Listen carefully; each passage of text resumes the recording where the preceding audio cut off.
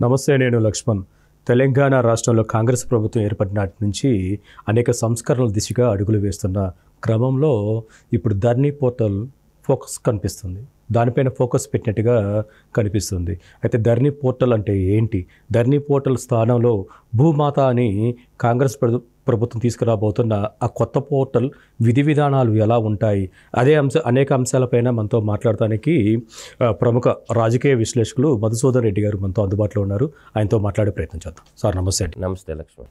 Dharani portal, దాని స్థానంలో భూమాత పోర్టల్ అని కాంగ్రెస్ ప్రభుత్వం తీసుకురాబోతుంది. ధర్నీ పోర్టల్లో జరిగిన భూ సమస్యలు కానీ, లేకపోతే భూ ఆక్రమణలు కానీ, భూ దోపిడీ కానీ, భూ దందా కానీ ఏముంది?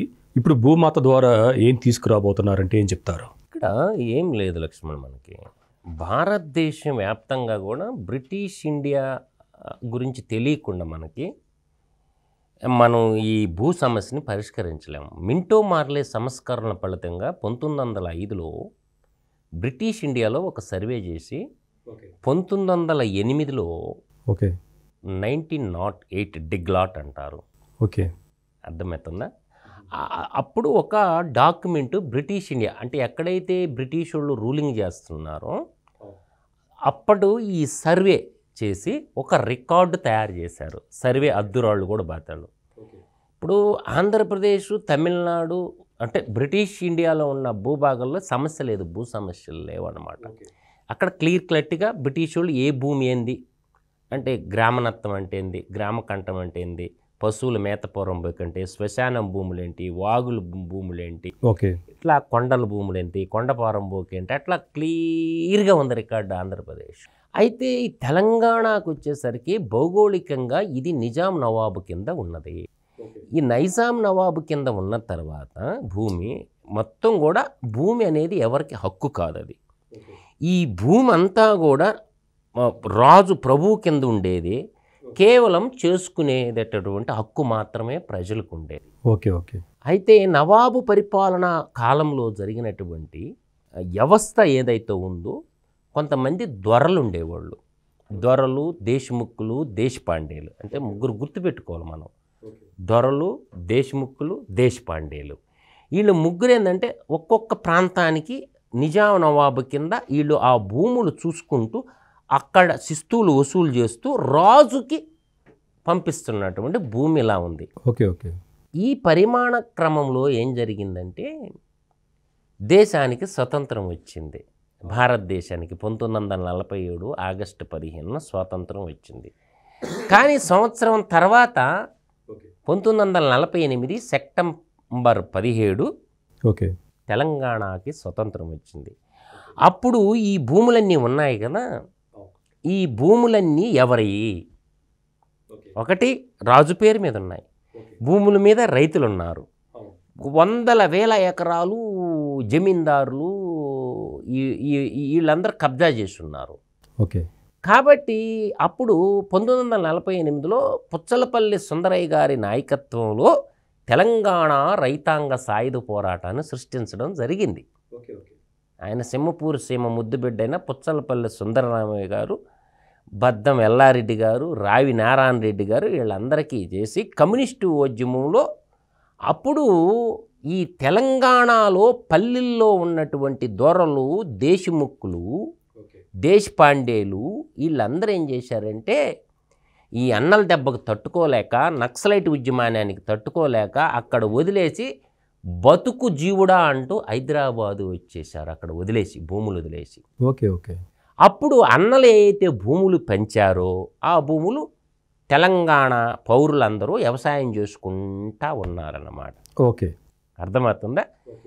దాని తర్వాత ఏంటంటే చార్ మౌందార్ నేతృత్వంలో మనకి బెంగాల్లో ఒక ఉద్యమం జరిగింది. 1967 ఆ రేంజ్లో ఒక ఉద్యమం జరిగితే తత్ఫలితంగా ఇందిరాగాంధీ ఏం చేసిందంటే కొంత భూములు పంపిణీ చేసింది ఇందిరాగాంధీ. చార్ మౌందార్ బెంగాల్లో భూస్వాములకు వ్యతిరేకంగా ఉద్యమాన్ని నడిపాడు. అది మన శ్రీకాకుళం వచ్చి తెలంగాణ వచ్చి ఇంకా భూములు కానీ ప్రజలకు కానీ పంచకపోతే మనం ఇబ్బంది పడతామని చెప్పి అప్పుడు కొంత భూమిని 5 ఎకరాలు ఒక్కొక్క కుటుంబానికి 5 ఎకరాల చొప్పున అప్పటి కాంగ్రెస్ ప్రభుత్వం భూమి ఇచ్చింది. దామోదరం సంజీవయ్య గారు ఉమ్మడి రాష్ట్రానికి ముఖ్యమంత్రి ఉన్నప్పుడు భూమి లేనటువంటి బీసీ కులాలు, ఎస్సీ ఎస్టీ కులాలు, ఆదివాసీ కులాలకి 6 లక్షల ఎకరాలు భూములు పంచాడు. ఎవరు? దామోదరం సంజయ్ గారు. ఓకే. ఇప్పుడు ఏంది, ఓడిదే భూ సిద్ధాంతం మీద భూములు వచ్చినాయి కదా, ఈ దొరలందరూ హైదరాబాద్కి వచ్చేసారు కదా. సరే, ఈ కాలక్రమేణా ఏం జరిగిందంటే కాగితాలు లేవు, వాళ్ళకి పత్రాలు లేవు. అంటే ఇందిరాగాంధీ ఇచ్చిన అసైన్మెంట్ భూములకి పత్రాలు ఉన్నాయి, అర్థమైందా? దామోదరం సంజీవ్ గారు ఇచ్చినటువంటి భూములకి పత్రాలు ఉన్నాయి. ఇంకా పోడు భూములు అంటారు, అడవిని నరుక్కొని వ్యవసాయం చేసుకునేదాన్ని పోడు వ్యవసాయము అంటారు. ఆదిలాబాదు, ఇక్కడ ఖమ్మం జిల్లాలో పోడు వ్యవసాయం అంటే ఏంటంటే అడవిని నరికేసి కొంత పంటలు పండించుకుంటారు అన్నమాట. దాన్ని పోడు వ్యవసాయము అంటారు అన్నమాట. అవి వర్షాధార పంటలు, నీళ్లు ఉండవు అన్నమాట, దానికి వాన ద్వారా పంటలు పండిస్తాం. అటు పోడు భూములు పట్టాల సమస్య ఎప్పుడూ ఉంటుందన్నమాట. ఎందుకంటే వాళ్ళకి క్రాపులోను అవి రావు. ఇప్పుడు అసలు పాయింట్ నేను ఇప్పుడు వచ్చా, ధరణి భూమాత ఏందయ్యా అంటే ఇప్పుడు అర్థమవుతుందా? ఎప్పుడైతే దొరలు తెలంగాణ నుంచి హైదరాబాద్ సెక్యూరిటీ కోసం వచ్చారు కదా, భూములు ఎవరి చేతిలో ఉండే? స్థానికంగా ఉన్నటువంటి బడుగు బలహీన వర్గాలు, రైతులు, ఆదివాసుల చేతిలో భూములుంటే అప్పుడులో మనకి పుస్తకాలు ఉండే జనరల్, అంటే అనుభవదారు కాలము, పట్టాదారు కాలము, అనుభవదారు కాలము అనేది ఉండేదన్నమాట. ఈనాందారు కాలము, ఈనాం అంటే ఈనాంలో రకాలు ఉంటాయి. సర్వీస్ ఈనాం ఉంటుంది. సర్వీస్ ఈనాం అంటే గుడికి సేవ చేస్తుంటే, ఓకే, తర్వాత ఏమన్నా ఊళ్ళో గ్రామాల్లో సేవ చేసేదానికి, తర్వాత మనకి ఈనాం అంటే ఇప్పుడు శ్మశానంలో శవాలను కాల్చేటటువంటి వాళ్ళకి, దేవుడు గుడుల్లో వాయిద్యాలు వస్తే మంగళ ఈనామని, సాకల ఈనామని, అట్లా ఈనాం ఉండేదన్నమాట. సర్వీస్ ఈనాము ఒకటి, తర్వాత ఇంకొక ఈనాం ఉంటుంది మీకు, అంటే గుడిలోకి సేవ చేస్తున్నట్టు ఒక అర్చక వర్గం ఉందనుకో, దేవుడి పేరట భూములు ఉంటాయి. అవి కొంతమంది బ్రాహ్మణులకి ఈనాం ఇస్తారు. అవి అంటే చేసుకొని తినే వరకు, అమ్ముకునేదానికి హక్కు ఉండదన్నమాట. ఈ ఈనాం భూములు కాలం ఉండేది, దేనికి దానికి కాలం ఉండేదన్నమాట. ఈ ధరణి ఏం జరిగిందంటే, సరే మన భూములు మన కాడే ఉండేవి కదా అని ఒక్క కలం పొడితే కేసీఆర్ ఏం చేశాడంటే భూములన్నీ రద్దు చేసేసి, ఎవరైతే భూమి మీద ఉంటారో ఆ రోజు నాటికి తుమ్ము వచ్చినా, జ్వరం వచ్చినా, దగ్గు వచ్చినా, ఒక 2 రోజులు మీరు ప్రపంచంలో ఎక్కడున్నా, భారతదేశంలో ఎక్కడున్నా మీ భూముల మీద ఉండండి, ప్రభుత్వ అధికారులు వచ్చి అన్ని హద్దులు ఏర్పరిచి ఈ భూములు మీ పేరు మీద తయారు చేస్తామని చెప్పి ఒక ధరణి అని ఒక పోర్టల్ని తయారు చేశాడనమాట. ఒక సపరేట్ పాస్ పుస్తకాలు ఇచ్చారు. ఓకే. ఆ పాస్ పుస్తకాలు ఇచ్చినప్పుడు ఈ పుస్తకంలో ఉండరు కదా పాతోళ్ళు, ఇది పట్టాదారులు, అనుభవదారులు అనే కాలం ముందు చూసావా? ఈ అనుభవదారులందరూ మాయమైపోయారు, ఈ పట్టాదారుల పేరు మీద ఆస్తి వెళ్ళిపోయింది. ఇది జరిగిన దుర్మార్గం అన్నమాట ధరణిలో. అది ఎలా జరిగిద్దండి? ఎప్పటి నుంచో సాగు చేసుకుంటున్న రైతులు, 100 ఏళ్ళ దగ్గర నుంచి సాగు చేసుకుంటున్న రైతులు ఇప్పుడు వచ్చి ఎవరి పేరు మీద ఉంది, ఇప్పుడు మీరు వెళ్ళండి అంటే ఎలా జరిగింది చెప్పండి? అదే దాని నుంచే కాంగ్రెస్ వాళ్ళు మొట్టమొదటి నుంచి మేము వస్తే ధరణి రద్దు చేస్తాం, ఇది దుర్మార్గంగా చేశారు. ఇప్పుడు ధరణి అంటే భూమికి అవని, ధరణి అనే భూమికి ఉండే పేర్లు, నానా అర్థాల్లో పేర్లు అనమాట. పెట్టి పాత డాక్యుమెంట్ అంతా ఎత్తేసాడు. అప్పుడు వల్ల ఏమవుతుందంటే చాలామంది నోరు లేని వాళ్ళు తెల్ల కాగితాల మీద రాసుకొని ఉంటారు. కొంతమంది ఏంటంటే 100, 200, 300. ఒకసారి లక్ష్మణ్, మా పర్సనల్ విషయం చెప్తాను. ఒక పెద్ద మున్సూబు మన ఏరియాలో, మా గ్రామంలో ఒక మున్సూబు 200 ఎకరాల దాకా పట్టా తెచ్చుకునేండు ఒక ఎంఆర్ఓకి డబ్బులు ఇచ్చేసి. ఓకే. మా ఊరు వాళ్ళందరూ బాధపడతా ఉండరు. ఏందిరా ఏం జరిగింది ఏంది అని అంటే, అన్న పెద్ద అయినా చుట్టం చూపుకు పోయిండు మా తాతయ్య. ఆ రోజు 100 రూపాయలకి ఎకరా, 100 రూపాయలకి ఎకరా, నాకు బాగా గుర్తు, 100 రూపాయలు ఎకరా భూమి ఇచ్చేస్తే, ఏంద్రా ఈ అవును కోర్టుకి వేసి మా తాతయ్య వాడెట్ట కొడతారా అని చెప్పి కోర్టు ఖర్చులు ఇచ్చేస్తే నేనంతా మీకు వదిలేస్తాను, రిజిస్ట్రేషన్ చేస్తానని అట్టా మాకు కూడా వచ్చింది భూమి. ఎంత వచ్చిందో చెప్పమంటానా? 70 ఎకరాలు వచ్చింది. 100 రూపాయలు ఇవ్వండి నా డబ్బులు నాకు ఇంట్రని అడిగితే మా తాతయ్య డబ్బులు లేకపోతే మాకు ఆ డబ్బులు లేవు పెద్ద అయినా, నువ్వు కూడా తీసుకో, భాగం తీసుకోమని చెప్పి అట్ట భూములు తలారంతో తీసుకో. అంటే ఆ రోజుల్లో భూమికి విలువ లేదు. ఎందుకు? ఇరిగేషన్ ప్రాజెక్టులు లేవు, ఇండస్ట్రియలైజేషన్ లేదు, ఈ చెట్లు కొండలు గుట్టలుగా ఉండేవి. కాబట్టి ఇప్పుడు భూములకు ధరలు వచ్చినాయి కాబట్టి భూమి ఉండాలని ప్రతి ఒక్కరు కోరుకున్నారు. కాబట్టి ఈ దొరలు కొంతమంది దుర్మార్గం చేసిన మాట వాస్తవం. ఈ హైదరాబాద్లో ఉండి వాళ్ళు బెదిరించింది వాస్తవం.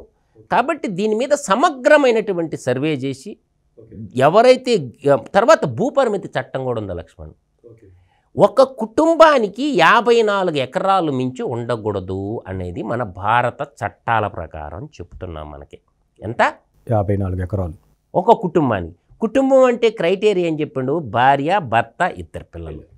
ఇది కుటుంబం అంటే. ఈరోజు తెలంగాణలో మీరు బయటికి వెళ్ళండి, కడీలు బాతుకుంటుంటారు. 100 ఎకరాలకు కడీలు బాతేశారు. ఎట్టొచ్చినాయి అంటే ఒక ముసుగు, కంపెనీ ముసుగు తగిలిచ్చారు, ఉద్యోగాలు ఉండవు, కానీ భూముల చుట్టూ కడీలు బాతి అంటే భారతదేశంలో ఒక కంపెనీ పెట్టకుండా కంపెనీ పేరు మీద డబ్బు ఉందని భూమిని కొనేస్తావా? భూ పరిమితి చట్టం కూడా ఇక్కడ నడవటం లేదు. తర్వాత 100,000 ఎకరాల్లో భూదానోద్యమం జరిగింది అప్పట్లో. వెదిరే రామచంద్రారెడ్డి అని, మీరు రామోజీ ఫిలిం సిటీ కాడ భూదాన ఉద్యమం, వెదిరే రామచంద్రారెడ్డి విగ్రహం ఉంటుంది చూడు, ఆయనకున్న భూమి అంతా పేదలకు దానం చేసేసాడు. పాత పిడికిడి మట్టి కూడా ఎత్తుకోబావురా, ఈ దేహం అనేది మట్టిలో 100 ఎకరాలు నాకు ఎందుకని భూమిని దానం చేసేసారు. వినోబావు అని భూదానోద్యమం జరిగిందని. ఓకే. అట్లా ఇప్పుడు ఏం చేయాలంటే ఈ దొరలు, దేశముక్కులు, దేశపాండేల మీద గతంలో పాత పుస్తకాలు, పాత బుక్కులన్నీ నాశనం చేశారు. వాటిల్లో అంటే మాన్యువల్గా రాసిన పుస్తకాలు ఉన్నాయి. నిజాం నవాబు కాలం కానించి ఇప్పటి వరకు భూమి మీద ఎవరున్నారు ఆ లిస్ట్ అంతా ఒక సపరేట్ వ్యవస్థని ఏర్పాటు చేసి ముఖ్యమంత్రి రేవంత్ రెడ్డి గారు గతంలో ఎవరి పేరు మీద అనుభవంలో ఉంది వాళ్ళ పేరు మీద ప్రభుత్వం పాస్బుక్ కానిచ్చి వాళ్ళకి హక్కులు, టైటిల్ అంటే టైటిల్ గ్యారంటీ చట్టం అని మనకు లేదు. ఇంతవరకు చట్టం లేదు లక్ష్మణ్. భారతదేశంలో భూములకు సంబంధించిన టైటిల్ గ్యారంటీ చట్టం లేనే లేదు. ప్రభుత్వాలు వస్తుండే పోతుండే ఒక పత్రం ఇస్తుండే అంతే తప్ప దానికి సమగ్రమైనటువంటి ఒక చట్టాన్ని తయారు చేసి ఓకే ఈ భూమి ఇది, ఈ భూమి ఎవరిది, ఈ భూమికి సంబంధించిన హక్కులేంది, టైటిల్ గ్యారంటీ చట్టం అంటారు అనమాట. అది ఇంతవరకు కేంద్ర రాష్ట్ర ప్రభుత్వాలు లేదు. అప్పుడెప్పుడో చేసిన చట్టాలే తప్ప ఇప్పుడు కొత్తగా చట్టాలు లేవు. దాన్ని పరిరక్షించాలంటే లక్ష్మణ్ ఏం చేయాలంటే మేధావి వర్గం, జర్నలిస్టులు కూడా దీని మీద యుద్ధం చెయ్యాలి. అవును. ఇప్పుడు భూమాత అని ఒక పోర్టల్ తీసుకురాబోతున్నారు. అంటే ఇప్పుడు కాంగ్రెస్ ప్రభుత్వం అడుగులు ఎలా ఉండబోతున్నాయి ధరణి పోర్టల్తో పోల్చుకుంటే? ఇప్పుడు ఏంటంటే ఎంఆర్ఓకి రిజిస్ట్రేషన్ చేసే రైట్ ఇచ్చారు. ఓకే. తప్పు, అది చాలా తప్పు, blunder mistake. Okay. Sub registrar office ఉండాలి. ఇప్పుడు ఆంధ్రప్రదేశ్లో చూడండి ఎక్కడైనా రిజిస్ట్రేషన్ చేసుకోవచ్చు, ఎనీవేర్. దుర్మార్గం అది. ఎట్ట తెలుసుద్ది ఎవడు భూమి ఎవడో ఏ కంప్యూటర్లో ఏడా చేసుకుంటుంటే ఏడా చేసుకో, అది దుర్మార్గమైన ప్రక్రియ లక్ష్మణ్ గారు. ఇప్పుడు ఏం చేయాలంటే ఒక్క భూమి మనకు రిజిస్ట్రేషన్ జరిగే ముందు ఎంఆర్ఓ కాడ ఎన్ఓసి తీసుకోవాలి, నో అబ్జెక్షన్ సర్టిఫికేట్. ఆ భూమికి సంబంధించిన డీటెయిల్స్ అన్నీ ఎన్ఓసి ఇచ్చిన తర్వాతే సబ్ రిజిస్ట్రార్ రిజిస్ట్రేషన్ చేయాలి. రిజిస్ట్రేషన్ యాక్ట్ వేరు, రిజిస్ట్రేషన్ యాక్ట్ వేరు, రెవెన్యూ యాక్ట్ వేరు. రిజిస్ట్రేషన్ యాక్ట్కి రెవెన్యూ యాక్ట్కి రెండు ఒకటి ఎట్టేస్తాయి, కుదరదు. సమస్యే లేదు. సబ్ రిజిస్ట్రార్ ఆఫీస్ ఉండాల్సిందే, సబ్ రిజిస్ట్రార్ వ్యవస్థ ఉండాల్సిందే, రిజిస్ట్రార్ వ్యవస్థ ఉండాల్సిందే, ఎంఆర్ఓ రెవెన్యూ వ్యవస్థ ఉండాలి. రెవెన్యూ వ్యవస్థలో వీళ్ళు ఏం చేయాలంటే ఒక భూమి హద్దులు రిజిస్ట్రేషను వీళ్ళు రెవెన్యూ వాళ్ళు చూసి రిజిస్ట్రేషన్ ముందు ఒకటేంది ఎన్ఓసి, నో అబ్జెక్షన్, ఈ భూమి పలాని వ్యక్తిది, ఈయన పేరు మీదనే రిజిస్టర్ చేయండి, మీరు ఎవరంటే వాళ్ళకి రిజిస్ట్రేషన్ చెయ్యవద్దు అని చెప్పి ఎంఆర్ఓ దగ్గర ఎన్ఓసి అనే పత్రాన్ని క్రియేట్ చేస్తే చాలు, మొత్తం సెట్ అయిపోద్ది. ఒకవేళ అది దొంగ రిజిస్ట్రేషన్ జరిగింది అని అనుకున్నాం అనుకోండి లక్ష్మణ్ గారు, అప్పుడు సర్టిఫికేట్ ఇచ్చింది ఎవరు? ఎంఆర్ఓ. ఎంఆర్ఓకి ఏం చేయాలా? నాన్ బెయిలబుల్, వాడు జీవితంలో ఇంకా బయటకు రాకూడదు. దాని మీద సర్వే సమగ్రంగా ఈఆర్ఓ ఉండాలా, ఈ విలేజ్ రెవెన్యూ ఆఫీసర్ ఉండాలా, తర్వాత ఆర్ఐ రెవెన్యూ ఇన్స్పెక్టర్ ఉండాలా, తర్వాత డిప్యూటీ తహసీల్దారు, తర్వాత సర్వేరు, ఎంఆర్ఓ. ఈ 5 మంది సంతకం పెట్టి ఇప్పుడు సర్వేర్ రిపోర్ట్ ఇస్తాడు, ఈ భూమి హద్దులు చూపించి పటం ఆయన ఇస్తాడు. తర్వాత ఈఆర్ఓ ఏం చేస్తారు? గ్రామంలో ఎంక్వైరీ చేసి గ్రామస్తుల స్టేట్మెంటు అంటే ఆ చేనుకు హద్దుల పక్కన రిపోర్టు ఆయన సబ్మిట్ చేస్తాడు, ఈఆర్ఓ అంటారు. తర్వాత నేను RI revenue inspector cross check చేసుకుంటాడు. తర్వాత నీకేం చెప్పాను? డిప్యూటీ తహసీల్దారు ఇవన్నీ చెక్ చేసుకొని మన పాత రికార్డుల్లో చెక్ చేసుకొని గతంలో ఎవరి నుంచి ఎవరికి మారిపోయింది ఆ రిపోర్టు డిప్యూటీ తహసీల్దార్ ఇస్తారు. ఈ 4 రిపోర్ట్లు బేస్ చేసుకొని ఏం చేస్తాడు ఎంఆర్ఓ గారు? ఒక రిపోర్ట్ ఇస్తాడు. అప్పుడు 5 రిపోర్ట్లు అయినాయి కదా. అప్పుడు ఈ 5 రిపోర్ట్లు జత చేసి సబ్ రిజిస్ట్రార్కి పంపించాలి. ఈ భూమి క్లియర్ టైటిల్ పలానా వ్యక్తి పేరు మీద, ఈ వ్యక్తి పేరు మీదనే రిజిస్ట్రేషన్ చేయండి అని చెప్పి ఈ ఎన్ఓసి ఎంఆర్ఓ ఆఫీస్ నుంచి కానీ ఇచ్చినట్లయితే ఎక్కడ లోపాలు ఉండవు. ఇప్పుడు జరుగుతున్న లోపం ఏందో తెలుసా, డైరెక్ట్ పత్రాలు ఎత్తుకొని పోతే సబ్ రిజిస్ట్రార్ ఆఫీసులో రిజిస్ట్రేషన్ జరుగుతున్నాం. అది కరెక్ట్ కాదు పద్ధతి. Okay okay. రెవెన్యూ డిపార్ట్మెంట్ నుంచి ఎన్ఓసి తీసుకోవాలా. మండల్ మెజిస్ట్రేట్ కాబట్టి, ఎగ్జిక్యూటివ్ మెజిస్ట్రేట్ కాబట్టి ఎంఆర్ఓ, ఆయన కాడ ఏం చేయాలి, మనం ఎన్ఓసి తీసుకోవాలి. ఎన్ఓసి తీసుకోవాలంటే ఏం చేయాలి, 5 మంది విఆర్ఓ, ఆర్ఐ గారు, సర్వేర్ గారు, డిప్యూటీ తహసీల్దారు, ఫైనల్గా ఎంఆర్ఓ. ఈ 5 మంది సంతకాలు పెట్టిన రిపోర్ట్ తోటే మనకు రిజిస్ట్రేషన్ కానీ జరిగితే ఎటువంటి ఇబ్బందులు ఉండవు లక్ష్మణ్ గారు. అదే ఇప్పుడు కాంగ్రెస్ ప్రభుత్వం తీసుకొస్తున్న ఈ భూమాత ద్వారా ఇప్పటికైనా తెలంగాణలో నెలకొన్న భూ సమస్యలు తీరుతాయంటారా? చిత్తశుద్ధి ఉంటే ఈజీగా తీర్చొచ్చు. ఫస్ట్ ఏం చేయాలంటే ఒక మండలం యూనిట్గా తీసుకోవాలా, లేదంటే ఒక గ్రామం యూనిట్గా తీసుకొని ఒక మండలంలో ప్రయోగం చేయాలా. అంటే ఫస్ట్ జిల్లా యూనిట్గా కూడా అయితే ఈ ఫలితాలు రావు. ఫస్ట్ ఏంటంటే ఒక గ్రామం అన్న, ఒక రెవెన్యూ గ్రామం అన్న యూనిట్గా తీసుకోవాలా, ఒక మండలం అన్న యూనిట్గా తీసుకొని ఈ ప్రయోగాన్ని ఏం చేయాలంటే ఒక జిల్లాకి ఒక మండలం, ఒక మండలం యూనిట్ తీసుకొని జిల్లాల్లో ఉన్నటువంటి అందరు సర్వేలను పెట్టేసి సమగ్ర భూ సర్వే చేసేసి ముందు వాళ్ళ దగ్గర మ్యాపులు ఉంటాయి లక్ష్మణ్. అంటే ఈచ్ సర్వే నెంబర్కి ముందు అద్దురాళ్ళు వేసేసేయాలి. ఇప్పుడు ఒక సర్వే రాయి పీకితే నాన్ విలుబుల్ కేసు తెలుసా మీకు? ఒక సర్వే అద్దురాయి గవర్నమెంట్ రాయి పీకరు, సింబల్ వేసి గవర్నమెంట్ ఏం చేయాలంటే ఒక మండల పరిధిలో ఉన్నటువంటి భూములన్నిటినీ వాళ్ళ దగ్గర మ్యాపులు పెట్టుకొని జిల్లాలో ఉన్న సర్వేర్లందరినీ ఆడేసేసి ప్రతి సర్వే నెంబర్కి అద్దురాళ్ళు బిగించాలి. ఫస్ట్ గవర్నమెంట్ చేయాల్సిన పని ఏంటంటే నక్సా ఉంటాయి, బాటలు ఉంటాయి, బండ్ల బాటలు, వాగులు, వంకలు ఇవన్నీ ఉంటాయి. అప్పుడు ఏం చేయాలంటే ప్రతి సర్వే నెంబర్కి రాళ్ళు బిగించేసిన తర్వాత సబ్ డివిజన్ ప్రక్రియ ఉంటుంది మళ్ళీ. అంటే ఒక సర్వే నెంబర్లో 10 మంది రైతులు ఉండొచ్చు, 20 మంది రైతులు ఉండొచ్చు, 30 మంది, 100 మంది, ఎంతమంది, తర్వాత సబ్ డివిజన్. ఆ సబ్ డివిజన్ ప్రక్రియ చేసేసుకుంటే ఒక మండలం మీద ప్రయోగంగా చేస్తే తేట తెల్లమైపోద్ది. ఈ భూమి ఎవరిదా ఏందా అనేది ఒక మండలం యూనిట్గా తీసుకొని జిల్లాకి ఒక మండలం యూనిట్గా తీసుకుంటే అప్పుడు ఒక నెలలోనే మనకు మంచి ఫలితాలు చేతికి వస్తాయి. భూమి కబ్జాలో ఉందా, కోర్టు కేసులు ఉన్నాయా, ఇప్పుడు దీనికేం అడ్డులేదు. ఏంది, సర్వే చేసి రాళ్ళు బాతేదానికి కోర్టు కూడా అబ్జెక్షన్ చెప్పదు. భూమి ఏం రిజిస్ట్రేషన్ చేయటం లేదు కదా, నెంబర్ని సర్వే చేసి అద్దులు మాత్రం ఏర్పరిస్తే అప్పుడు ఈ సర్వే నెంబర్ లోపల ఎవరెవరు ఉన్నారనేది మనం రీసెర్చ్ చేసుకొని కంక్లూజన్ చేసుకుంటే ఎవరెవరిది ఉందనేది క్లియర్ కట్గా టైటిల్ ఎవరికి ఉందే ఏందనేది చర్చ చేసుకొని అప్పుడు పాస్బుక్లు కానీ ఇష్యూ చేస్తే ఖచ్చితంగా ఏంటంటే ఈ దొరలు ఈ ధరణి పోటలు పెట్టుకొని అర్ధరాత్రి రిజిస్ట్రేషన్లు చేసుకున్నారు చాలామంది. వీళ్ళందరినీ అసలు కాల్చిపాడేయాలండి. దొంగతనంగా భూమిని సెక్రటరీలో కూర్చొని మేము ఎమ్మెల్యేలం కాదా, మేము ఎంపీలం కాదా, మేము మినిస్టర్లం కాదా అని చెప్పి పేదోడు భూమి అనేది లాక్కుంటే వాడిని షూట్ చేసి పారేయాలండి, ఎన్కౌంటర్ చేసి పాడేయాలి ఎదవల్ని. అంటే పేదోడు ఏమైపోవాలండి. మీకు ఒక మంచి మాట చెప్తాను లక్ష్మణ్ ముగింపు సమయంలో. పుచ్చలపల్లి సుందరయ్య గారు భారతదేశానికి స్వతంత్రం వచ్చినప్పుడు మొట్టమొదటిసారి నెహ్రూకి చెప్పాడంట, తమ భేదాలు లేకుండా ఒక కుటుంబానికి 10 ఎకరాల భూమి పంచేద్దాం భారతదేశంలో. అప్పుడు ఎంత లక్ష్మణ్ గారు, భారతదేశానికి స్వతంత్రం వచ్చినప్పుడు జనాభా ఎంత అనుకుంటున్నారు మీరు? తిప్పి కొడితే 37 కోట్లు 38 కోట్ల భారతదేశం జనాభా. కాబట్టి భూమి చాలా ఉంది భారతదేశంలో, చిన్న పెద్ద లేదు, భూస్వాములు లేదు, దొరసాములు లేదు, రైతులు లేదు, భూకామాందులు లేరు. ఒక కుటుంబానికి 10 ఎకరాల ల్యాండ్ ఇచ్చేసి పంట పండే భూమి, మిగతాదంతా ప్రభుత్వం కింద పెట్టేయండి అని చెప్పాడంట పెద్ద ఆయన. దానికి ఒప్పుకోలేదంట ఈ సమస్థానాధీశులు, 500 ఎమ్మెల్యేలంతా వాళ్లే కదా అయింది, లాయర్లు. ఫస్ట్ తరంలో మీరు చూడండి, ఒక స్వతంత్రోద్యమం ముసుగులో సమస్థానాధీశులు, ఎమ్మెల్యేలు, ఎంపీలు అయ్యింది. ఎడ్యుకేషన్ కూడా లేదు కదా లక్ష్మణ్ అప్పుడు.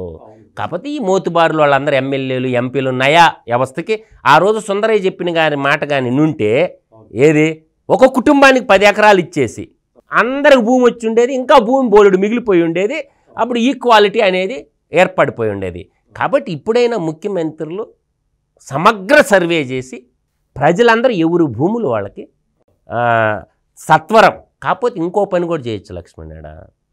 ఒక జడ్జిని కేటాయించుకొని స్పాట్ జడ్జిమెంట్, సపరేట్ జడ్జిలు పెట్టాలి గ్రామాల్లో. అందుకని గ్రామ న్యాయాలయాలు అనే వ్యవస్థని మొన్న మోడీ గారు డిజైన్ చేశారు. ప్రతి గ్రామానికి ఒక న్యాయస్థానం ఉండాలని చెప్పి త్వరితగతిన గ్రామ న్యాయాలయాలు కూడా నిర్మించుకుంటే అప్పుడు ఆడనే గ్రామంలోనే జడ్జిమెంట్ వచ్చేస్తుంది. హైకోర్టు చుట్టూ కింద కోర్టు పై కోర్టు కాకుండా గ్రామ న్యాయాలయాలు కూడా తొందరగా నిర్మాణం చేసుకుంటే ఒకవేళ ల్యాండ్ డిస్ప్యూట్లు ఏమన్నా కూడా జడ్జి గారు ఉంటారు కాబట్టి స్పాట్లో తీర్పు వచ్చేస్తుంది. తద్వారా ఎందుకంటే న్యాయం కూడా జరగద్ది. ఇమ్మీడియట్గా రేవంత్ రెడ్డి గారు చేయాల్సిన పని ఏంటంటే ఈ భూమాత పోర్టల్తో పాటు గ్రామ న్యాయాలయాలు కట్టేయాలా, సమగ్ర భూ సర్వే మండలం ఒక యూనిట్గా తీసుకొని భూ సర్వే చేసి సర్వే రాళ్ళు బాతేస్తే ఎవరి భూమి ఎవరు అనేది, ప్రభుత్వ భూమి ఏంది, తర్వాత అటవీ భూములు ఏంది, సామాజిక అడవులు అంటే ఏంది, రిజర్వ్ ఫారెస్ట్ భూములు కూడా ఉంటాయి, అన్నీ తేలిపోతే ఈ విధంగా సమగ్రంగా సర్వే చేసేసి ఎవరి భూమి ఎవరు హక్కు పత్రాలు వాళ్ళకి ఇవ్వాలని చెప్పేది నా ఉద్దేశం. ధరణి పోర్టల్లో అయితే అవినీతి జరిగిన మాట వాస్తవంలో. అది మొత్తానికి ధరణి పోర్టలు ఇప్పుడు కాంగ్రెస్ ప్రభుత్వం తీసుకురాబోతున్న భూమాత పోర్టలు సంబంధించి దాంట్లో జరిగిన అవినీతి ఏంటి, ఇప్పుడు జరగబోయే సంస్కరణలు ఏంటి అనేది చాలా క్లారిటీగా విశ్లేషించుకున్న పరిస్థితి. మరొక అంశంతో మళ్ళీ కలుద్దాం.